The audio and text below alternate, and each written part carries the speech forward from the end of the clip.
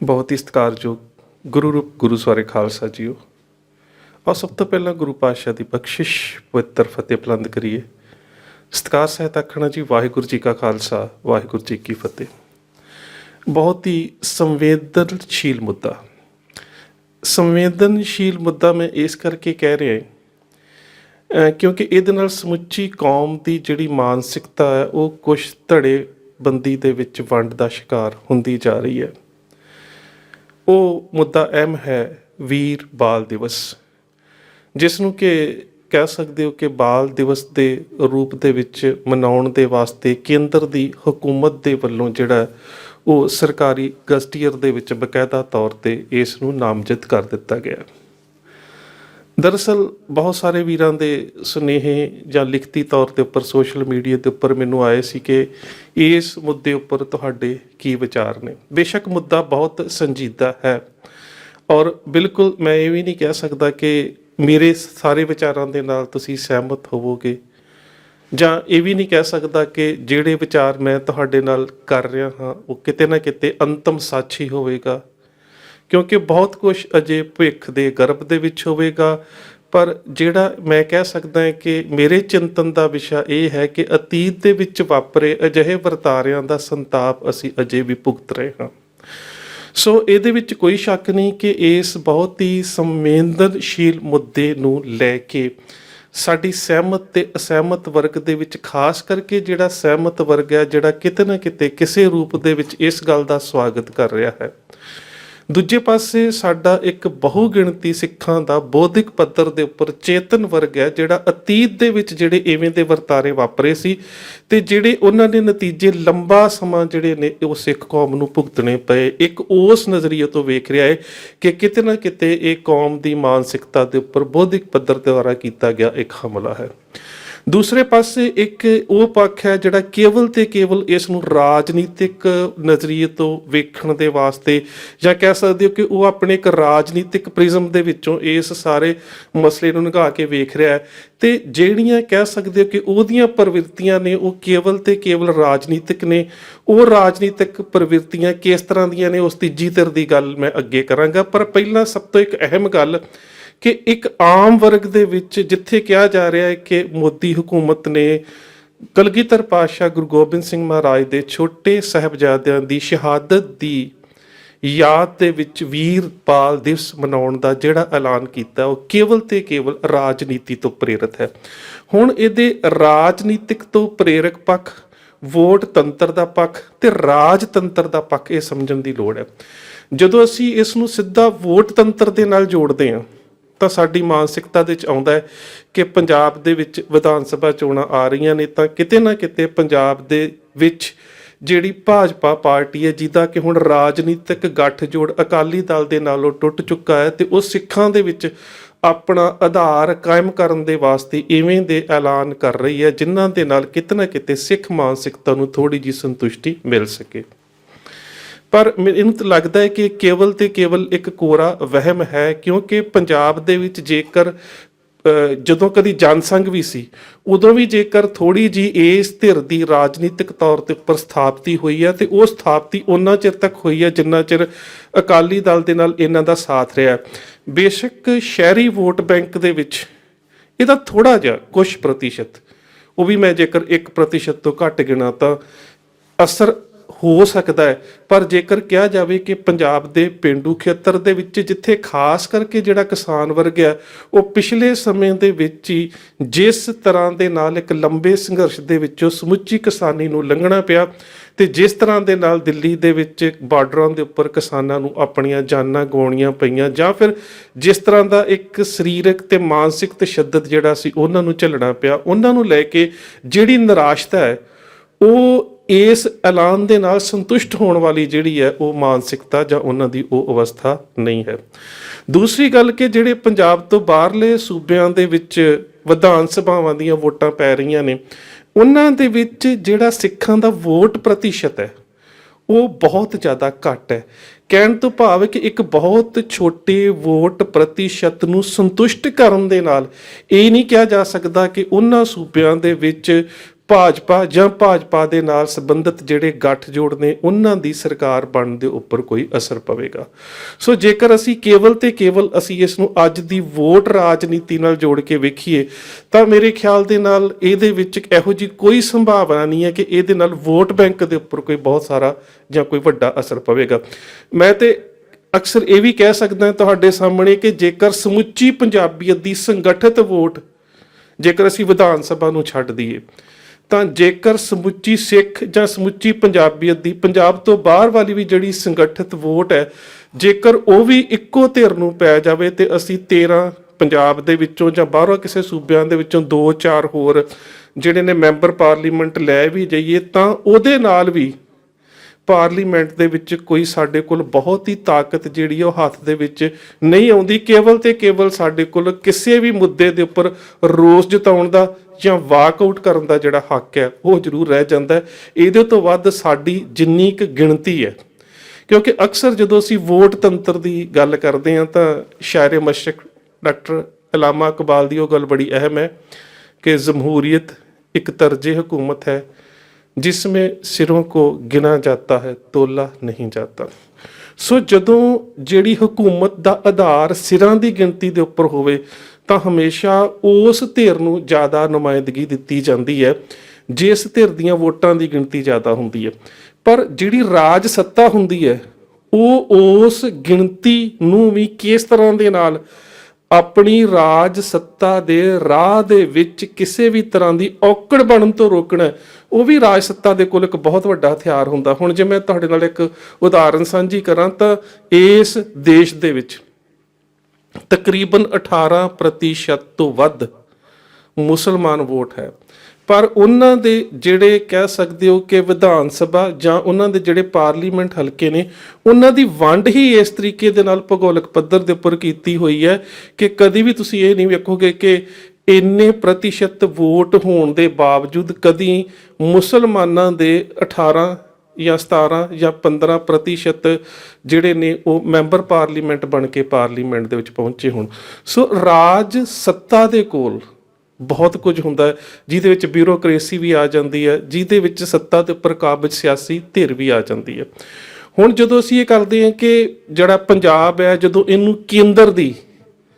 ਰਾਜ ਸੱਤਾ ਦੇ ਵਿੱਚ ਭਾਵ ਕਿ ਪਾਰਲੀਮੈਂਟ ਦੇ ਵਿੱਚ ਕਿਸੇ ਨਾ ਕਿਸੇ ਰੂਪ ਦੇ ਵਿੱਚ ਕੋਈ ਮੈਂਬਰ ਪਾਰਲੀਮੈਂਟ ਬਣਾਇਆ ਜਾਣਾ, ਰਾਜ ਸਭਾ ਦਾ ਮੈਂਬਰ ਬਣਾਇਆ ਜਾਣਾ ਜਾਂ ਫਿਰ ਕਿਤੇ ਨਾ ਕਿਤੇ ਕੋਈ ਵਜ਼ੀਰੀ ਮਿਲ ਜਾਣੀ ਕੇਂਦਰ ਦੇ ਵਿੱਚ, ਤਾਂ ਉਹਦੇ ਪਿੱਛੇ ਵੀ ਅਨੁਪਾਤ ਨਹੀਂ ਕੰਮ ਕਰ ਰਿਹਾ ਹੁੰਦਾ। ਉਹਦੇ ਵਿੱਚ ਕੰਮ ਇਹ ਕਰ ਰਹੀ ਹੁੰਦੀ ਹੈ ਕਿ ਕੇਂਦਰ ਦੇ ਵਿੱਚ ਜਿਹੜੀ ਸੱਤਾ ਰਾਜਸੀ ਤੌਰ ਦੇ ਉੱਪਰ ਕਾਬਜ ਹੈ ਉਹਦੀ ਸੂਬੇ ਦੇ ਵਿੱਚ ਸਥਾਪਿਤ ਧਿਰ ਦੇ ਨਾਲ ਕਿਤੇ ਨਾ ਕਿਤੇ ਕੋਈ ਗੱਠਜੋੜ ਜਾਂ ਹਮਦਰਦੀ ਜਾਂ ਫਿਰ ਏਕਾ ਸੂਰਤ ਮਿਸਾਲ ਦੇ ਤੌਰ ਤੇ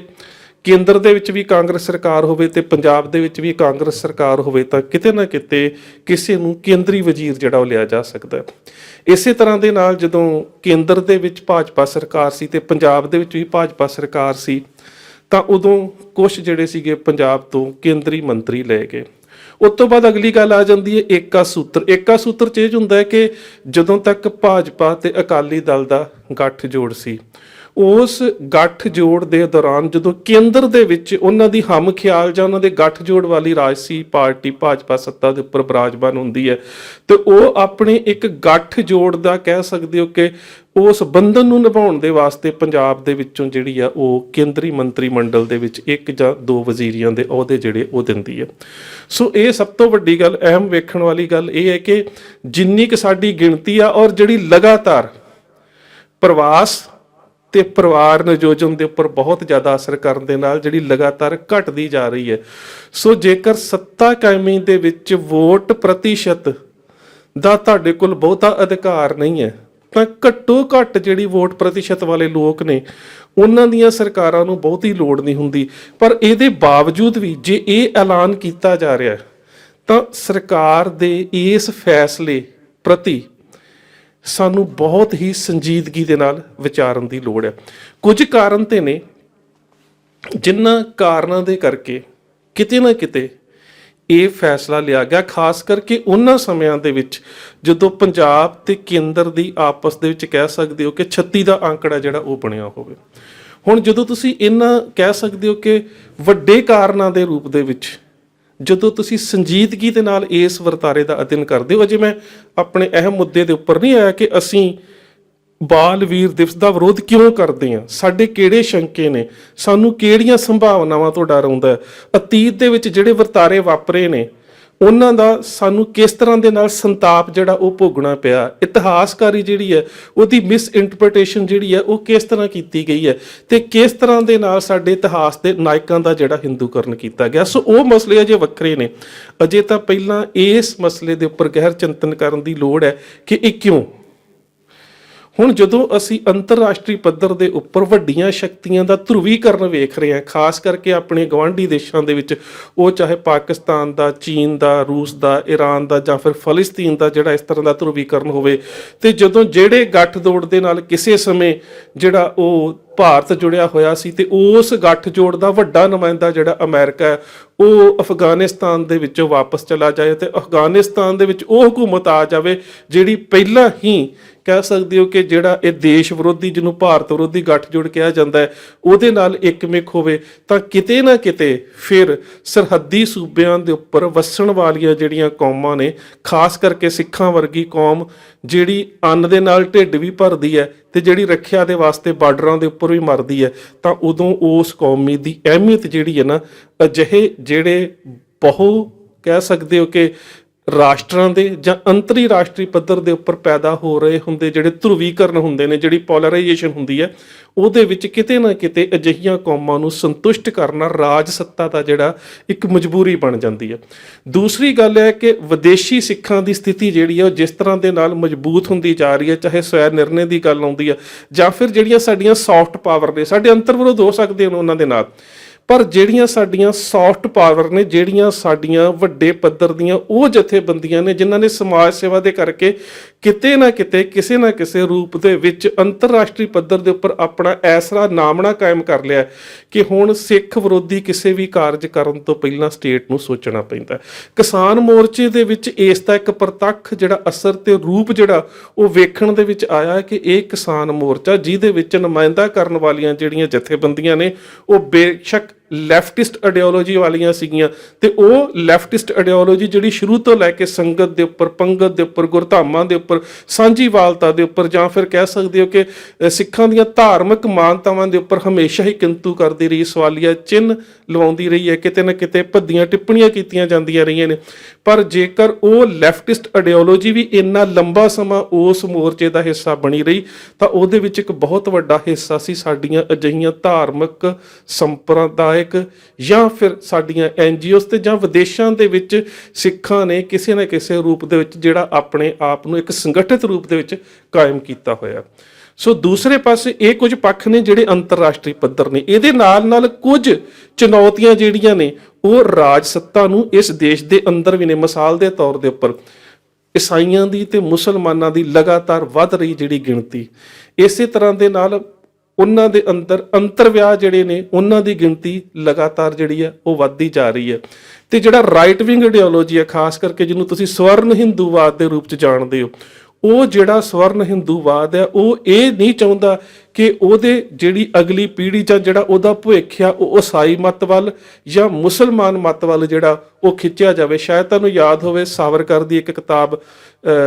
ਹਿੰਦੀ ਦੇ ਵਿੱਚ ਸੀ, ਅੰਗਰੇਜ਼ੀ ਦੇ ਵਿੱਚ ਸੀ, ਭਾਰਤੀ ਇਤਿਹਾਸ ਕੇ 6 ਸਵਰਨੀਏ ਪ੍ਰਿਸ਼ਠ। ਉਹਦੇ ਵਿੱਚ ਕਹਿੰਦਾ ਹੈ ਕਿ ਜੇਕਰ ਹਿੰਦੂ ਧਰਮ ਦੀ ਸੰਗਠਿਤ ਚੇਤਨਤਾ ਨੂੰ ਇੱਕਾ ਕੇਂਦਰਿਤ ਰੱਖ ਕੇ ਬਚਾਉਣਾ ਚਾਹੁੰਦੇ ਹੋ ਤੇ ਜਿਹੜੇ ਸਿੱਖ ਨੇ ਉਹ ਤੁਹਾਡੀ ਇੱਕ ਖੜਗ ਭੁਜਾ ਨੇ। ਸੋ ਉੱਥੇ ਸਾਨੂੰ ਫਿਰ ਆਪਣੀ ਅਹਿਮੀਅਤ ਸਮਝਣ ਦੀ ਲੋੜ ਹੈ ਕਿ ਬੇਸ਼ੱਕ ਅੱਜ ਅਸੀਂ ਮਹਿਸੂਸ ਕਰਦੇ ਹਾਂ ਕਿ ਸਾਨੂੰ ਕਿਤੇ ਨਾ ਕਿਤੇ ਇਹ ਜਿਹੜਾ ਬ੍ਰੈਨਿਸਟਿਕ ਨੈਸ਼ਨਲਿਜ਼ਮ ਹੈ, ਇਸ ਬ੍ਰੈਨਿਸਟਿਕ ਨੈਸ਼ਨਲਿਜ਼ਮ ਦੀ ਜਿਹੜੀ ਇਲਾਸਟੀਸਿਟੀ ਹੈ, ਜਿਹੜੀ ਅਜਗਰ ਵਰਗੀ ਹੈ ਕਿ ਬੁੱਧ ਧਰਮ ਤੋਂ ਲੈ ਕੇ ਜੈਨ ਧਰਮ ਤੋਂ ਲੈ ਕੇ ਇਸੇ ਤਰ੍ਹਾਂ ਵੈਸ਼ਨਵਾਂ ਤੇ ਸ਼ੈਵਾਂ ਦੇ ਝਗੜੇ ਦੇ ਵਿੱਚ ਸ਼ੈਵ ਨੂੰ ਲੈ ਕੇ, ਜਾਂ ਫਿਰ ਹਰ ਸਟੇਟ ਦੇ ਉੱਪਰ ਕਾਬਜ ਸੱਤਾ ਉਹ ਮੁਗਲਾਂ ਤੋਂ ਲੈ ਕੇ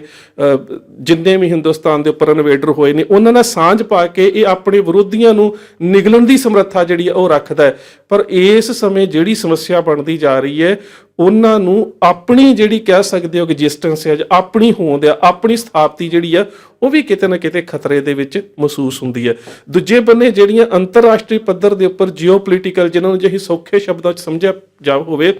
ਤਾਂ ਭੂਗੋਲ ਦੇ ਉੱਪਰ ਨਹੀਂ, ਭਾਵ ਕਿ ਭੂਗੋਲਿਕ ਖਿੱਤੇ ਦੇ ਉੱਪਰ ਨਹੀਂ, ਬਲਕਿ ਕਿਸੇ ਵੀ ਖਿੱਤੇ ਦੇ ਵਿੱਚ ਭੂਗੋਲਿਕ ਖਿੱਤੇ ਦੇ ਵਿੱਚ ਪੈਦਾ ਹੋਣ ਵਾਲੀ ਜਿਹੜੀ ਉਪਜ ਜਾਂ ਸਰੋਤ ਨੇ ਉਹਨਾਂ ਦੇ ਉੱਪਰ ਕਾਬਜ ਹੋਣਾ, ਤੇ ਖਾਸ ਕਰਕੇ ਉਹਨਾਂ ਦੇ ਉੱਪਰ ਕਾਬਜ ਹੋਣ ਦੇ ਵਿੱਚ ਜਿਸ ਤਰ੍ਹਾਂ ਚੀਨ ਜਿਹੜਾ ਹੈ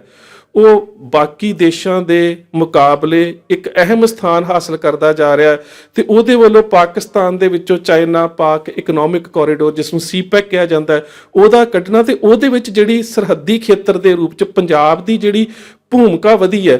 ਉਹਦੇ ਵਿੱਚ ਸਾਨੂੰ ਇਸ ਸਾਰੇ ਵਰਤਾਰੇ ਨੂੰ ਵੇਖਣ ਦੀ ਲੋੜ ਹੈ ਕਿ ਇਹ ਕੇਵਲ ਤੇ ਕੇਵਲ ਵੋਟ ਤੰਤਰ ਦੀ ਗੱਲ ਨਹੀਂ ਹੈ, ਇਹ ਸਾਰਾ ਮਸਲਾ ਰਾਜਤੰਤਰ ਦੇ ਨਾਲ ਜੁੜਿਆ ਹੋਇਆ। ਜੇਕਰ ਤੁਸੀਂ ਕਿਸਾਨ ਸੰਘਰਸ਼ ਦੀ ਗੱਲ ਵੀ ਵੇਖਦੇ ਹੋ, ਕਾਨੂੰਨਾਂ ਨੂੰ ਵਾਪਸ ਕਰਾਉਣ ਦੇ ਵਾਸਤੇ ਇੱਕ ਲੰਮਾ ਸੰਘਰਸ਼ ਕੀਤਾ ਗਿਆ। ਹੁਣ ਇਸ ਸਾਰੇ ਵਰਤਾਰੇ ਨੂੰ ਜੇਕਰ ਤੁਸੀਂ ਰਾਜ ਸੱਤਾ ਦੇ ਪ੍ਰਿਜ਼ਮ ਦੇ ਵਿੱਚੋਂ ਵੇਖੋ ਤੇ ਸਿੱਖ ਨਜ਼ਰੀਏ ਤੋਂ ਵੇਖੋ, ਮੈਂ ਨਹੀਂ ਕਹਿੰਦਾ ਕਿ ਸਾਰੇ ਇਸ ਤਰ੍ਹਾਂ ਵੇਖਣਗੇ। ਲੈਫਟਿਸਟ ਸੋਚਣਗੇ ਸ਼ਾਇਦ ਅਸੀਂ ਬਹੁਤ ਜ਼ਿਆਦਾ ਦਬਾਅ ਪਾ ਦਿੱਤਾ, ਕੋਈ ਹੋਰ ਸੋਚੇਗਾ ਅਸੀਂ ਇਸ ਤਰ੍ਹਾਂ ਕਰ ਦਿੱਤਾ, ਕੋਈ ਹੋਰ ਸੋਚੇਗਾ ਨਹੀਂ ਸਾਡਾ ਦਬਾਅ ਸੀ, ਕੋਈ ਸੋਚੇਗਾ ਸਾਡਾ ਦਬਾਅ ਸੀ। ਪਰ ਜੇਕਰ ਤੁਸੀਂ ਨਿਰਪੱਖਤਾ ਦੇ ਨਾਲ ਇਸ ਚੀਜ਼ ਦਾ ਅਧਿਐਨ ਕਰੋ, ਐਲਾਨ ਕਿਸ ਦਿਨ ਕੀਤਾ ਜਾਂਦਾ ਹੈ ਕਿ ਕਾਲੇ ਕਾਨੂੰਨ ਜਿਹੜੇ ਨੇ ਉਹ ਵਾਪਸ ਲਏ ਜਾਣਗੇ, ਜਿਸ ਦਿਨ ਗੁਰੂ ਨਾਨਕ ਸਾਹਿਬ ਦਾ ਪ੍ਰਗਟ ਦਿਹਾੜਾ ਸੀ। ਪਾਰਲੀਮੈਂਟ ਦੇ ਵਿੱਚ ਵਾਪਸੀ ਇਹਨਾਂ ਕਾਲੇ ਕਾਨੂੰਨਾਂ ਦੀ ਕਿਸ ਦਿਨ ਹੁੰਦੀ ਹੈ? ਜਿਸ ਦਿਨ ਗੁਰੂ ਤੇਗ ਬਹਾਦਰ ਸਾਹਿਬ ਦਾ ਸ਼ਹੀਦੀ ਦਿਵਸ ਸੀ। ਪੰਜਾਬ ਦੀ ਇੱਕ ਬਹੁਤ ਵੱਡੀ ਸਮੱਸਿਆ ਸੀ ਕਿ 1978 ਤੋਂ ਲੈ ਕੇ ਇਸ ਖਿੱਤੇ ਦੇ ਵਿੱਚ ਜਿਹੜੀਆਂ ਕੇਂਦਰ ਦੇ ਵੱਲੋਂ ਫੌਜੀ ਦਲ ਤੇ ਨੀਮ ਫੌਜੀ ਦਲ ਤਾਇਨਾਤ ਕੀਤੇ ਗਏ, ਉਹਨਾਂ ਦਾ ਜਿਹੜਾ ਪੰਜਾਬ ਨੂੰ ਖਰਚਾ ਪਿਆ, ਜਿਹੜਾ ਕਿਸੇ ਸਮੇਂ 7800 ਕਰੋੜ ਸੀ, ਇਸ ਵੇਲੇ ਉਹ ਲੱਖ ਕਰੋੜਾਂ ਦੇ ਵਿੱਚ ਪਹੁੰਚ ਚੁੱਕਾ, 3.5-4 ਲੱਖ ਕਰੋੜ ਦੇ ਵਿੱਚ। ਤਾਂ ਉਸ ਵਿੱਤੀ ਪੈਕੇਜ ਦੀ ਸੰਭਾਵਤ, ਮੈਂ ਸੰਭਾਵਤ ਕਹਿ ਰਿਹਾ ਕਿਉਂਕਿ ਜਿੰਨਾ ਚਿਰ ਤੱਕ ਉਹਦਾ ਐਲਾਨ ਨਾ ਹੋ ਜਾਂਦਾ ਉਹਨਾਂ ਚਿਰ ਤੱਕ ਇਹ ਸਾਰੀਆਂ ਸੰਭਾਵਤ ਗੱਲਾਂ ਹੁੰਦੀਆਂ ਨੇ, ਤੇ ਉਸ ਆਰਥਿਕ ਮਦਦ ਜਾਂ ਸੰਭਾਵਤ ਪੈਕੇਜ ਜਿਹੜਾ ਸੀਗਾ ਉਹਨੂੰ ਦੇਣ ਦੇ ਵਾਸਤੇ ਜਿਹੜਾ ਕੇਂਦਰ ਦੀ ਹਕੂਮਤ ਦੇ ਵੱਲੋਂ ਦਿਨ ਚੁਣਿਆ ਗਿਆ ਉਹ ਵੀ ਗੁਰੂ ਗੋਬਿੰਦ ਸਿੰਘ ਮਹਾਰਾਜ ਦਾ ਪ੍ਰਗਟ ਦਿਹਾੜਾ। ਹੁਣ ਬੇਸ਼ੱਕ ਇਸ ਰੈਲੀ ਦੇ ਵਿੱਚ ਇਕੱਠ ਨਹੀਂ ਹੋ ਸਕਿਆ, ਉਸ ਇਕੱਠ ਨੇ ਇਹ ਗੱਲ ਜਿਹੜੀ ਸੀ ਕਿਤੇ ਨਾ ਕਿਤੇ ਇਹ ਵੀ ਇੱਕ ਸੰਦੇਸ਼ ਦੇ ਦਿੱਤਾ, ਭਾਵੇਂ ਕਿ ਜਿਹੜਾ ਰਾਸ਼ਟਰੀ ਮੀਡੀਆ ਸੀ ਉਸਨੇ ਇਹਨੂੰ ਬੜਾ ਹੋਰ ਰੂਪ ਦੇ ਵਿੱਚ ਲਿਆ। ਸੋਸ਼ਲ ਮੀਡੀਆ ਦੇ ਉੱਪਰ ਜਿਹੜਾ IT ਵਿੰਗ ਸੀ ਇਹਨਾਂ ਦਾ, ਉਹਨਾਂ ਨੇ ਬੜੀ ਅੱਗ ਲਾਉਣ ਦੀ ਕੋਸ਼ਿਸ਼ ਕੀਤੀ, 84 ਦੌਰਾਉਣ ਦੀ ਧਮਕੀ ਦਿੱਤੀ। ਪਰ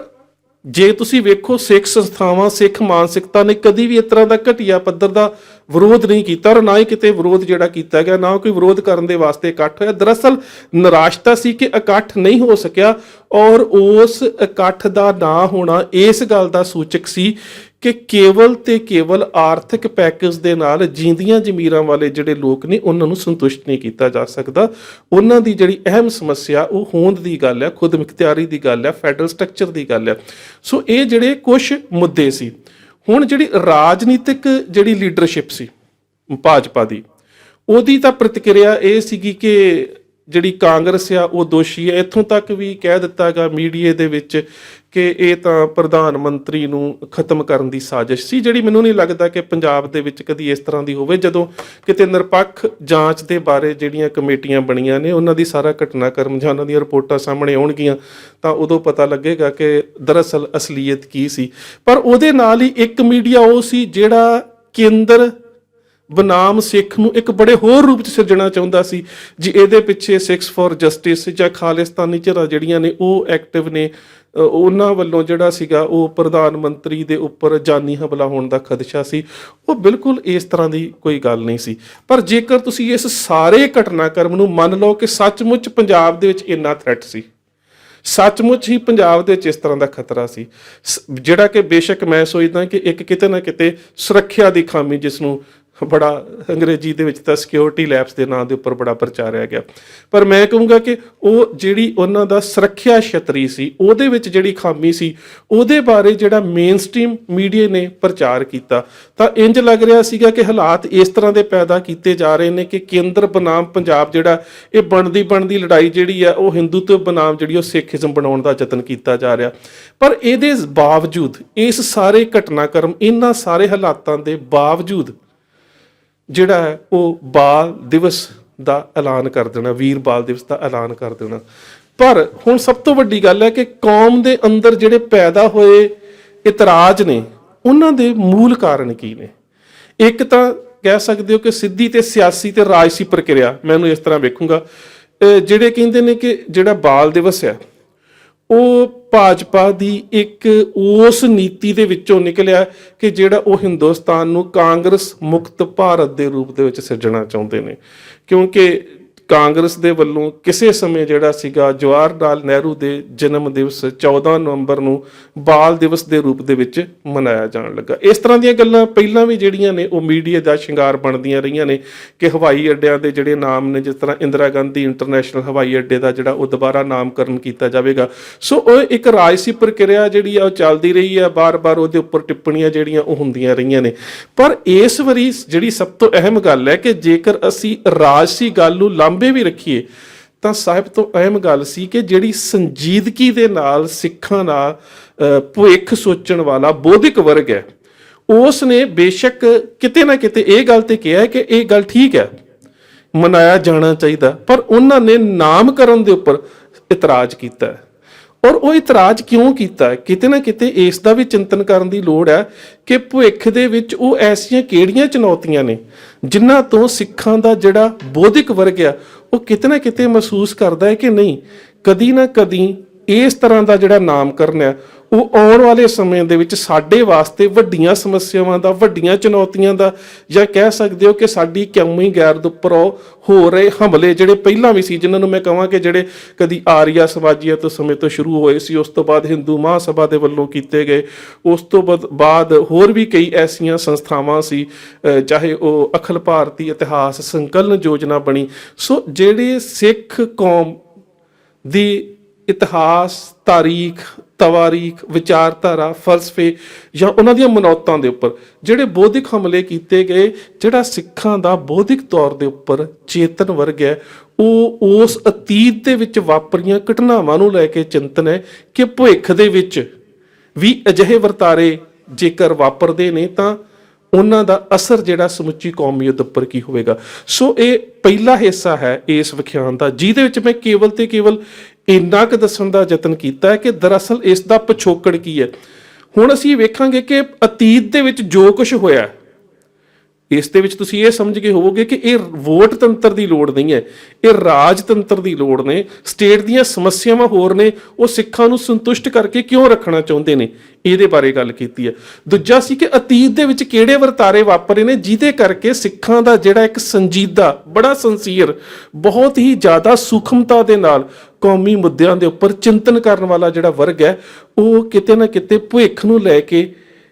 ਇਸ ਮੁੱਦੇ ਦੇ ਉੱਪਰ, ਨਾਮਕਰਨ ਦੇ ਉੱਪਰ ਚਿੰਤਤ ਕਿਉਂ ਹੈ ਤੇ ਕਿਹੜੀਆਂ ਸਮੱਸਿਆਵਾਂ ਜਿਹੜੀਆਂ ਨੇ ਉਹ ਸਾਹਮਣੇ ਆ ਸਕਦੀਆਂ ਨੇ। ਸੋ ਇਹਨਾਂ ਦਾ ਜਿਹੜਾ ਅਸੀਂ ਸਾਰਾ ਕਹਿ ਸਕਦੇ ਖੁਲਾਸਾ ਅਗਲੇ ਵਿਖਿਆਨ ਦੇ ਵਿੱਚ ਕਰਾਂਗੇ, ਕਿਉਂਕਿ ਅਕਸਰ